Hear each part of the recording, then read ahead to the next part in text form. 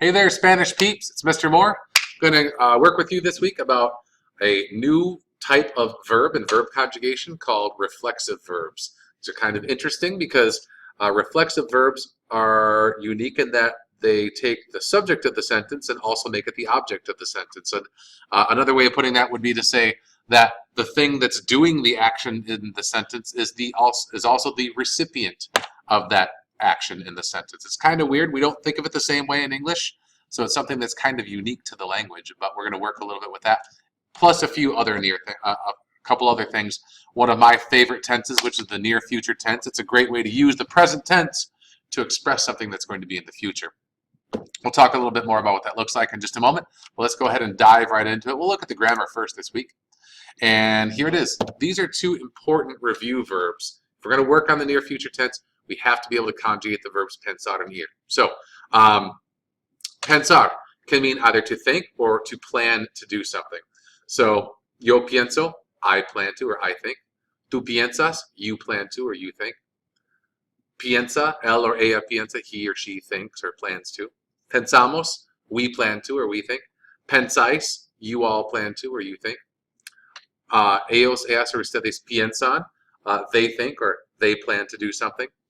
The verb ir, to go or to be going. Just a little review with this. Voy, I go or I'm going. Vas, you go or you're going. Va, he or she goes or he or she is going. Vamos, we go or we're going. Vais, you all go or are going. Ellos, ellas, o ustedes van, you are all going or you all go. So two important review verbs there. Make sure to copy those down in your vocab sheet and continually practice conjugation of those two verbs. Now, that kind of feeds into this next item here. Let me move this just a little bit so you can see it better. There it is. So the near future tense. And in the near future tense, when followed by an infinitive, pensar means to plan or to intend to do something. So let's say we're going to, let's show this in a sentence. ¿Piensas jugar al tenis? Do you plan to play tennis? Or do you intend to play tennis? So so that's for using the verb pensar. That talks about in the near future, right? You plan on doing it, that means it's going to happen soon, sometime in the near future. You already know the verb ir. This verb can also be used to talk about the near future using ir plus the letter a and then an infinitive. Example, ¿Cuándo vas a practicar el piano? When are you going to practice the piano? So, cuando is the word when. Vas means you go or you are going. A means to. And practicar also means to practice. So what you end up saying is when you go to practice piano. But if someone were just to walk up to you on the street or knows you and knows that you practice piano and says, when you go to practice piano, obviously that sounds kind of weird. So consequently, we generalize the translation to mean this. Okay, an example as a response to that, voy a practicar mañana. I'm going to practice tomorrow.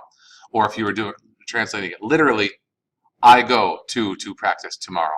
Obviously more stilted. We have to generalize and change its translation just a little bit. Okay. Reflexivos. I told you about verbos reflexivos or reflexive verbs a little bit earlier. And so here we go. Reflexive verb is a verb in which the action reflects back on the subject. Example, I bathe myself. Like we would normally say, I take a bath.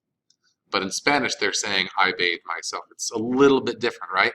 In Spanish, the infinitives of reflexive verbs have a se attached to the end of them. These are verbs like afeitarse, which is to shave, ponerse, which is to put yourself or place yourself somewhere.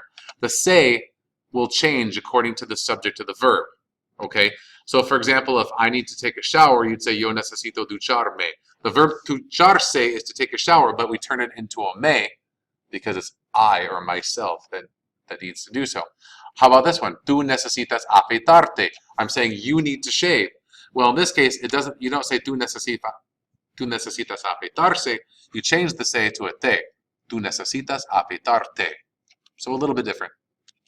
Juanito necesita peinarse. Okay, so in this case, it remains in the se form because when you're conjugating for él, ella, or usted, se is the correct reflexive pronoun for it. So Juanito necesita peinarse. Juanito needs to comb his hair. Y ya está. So that's just an introduction to these. Obviously, it's meant to be much more than that when we practice it in class, but that gives you an idea of where we're going with it. Let me go ahead and show you what our vocab looks like for this week. So not a whole lot.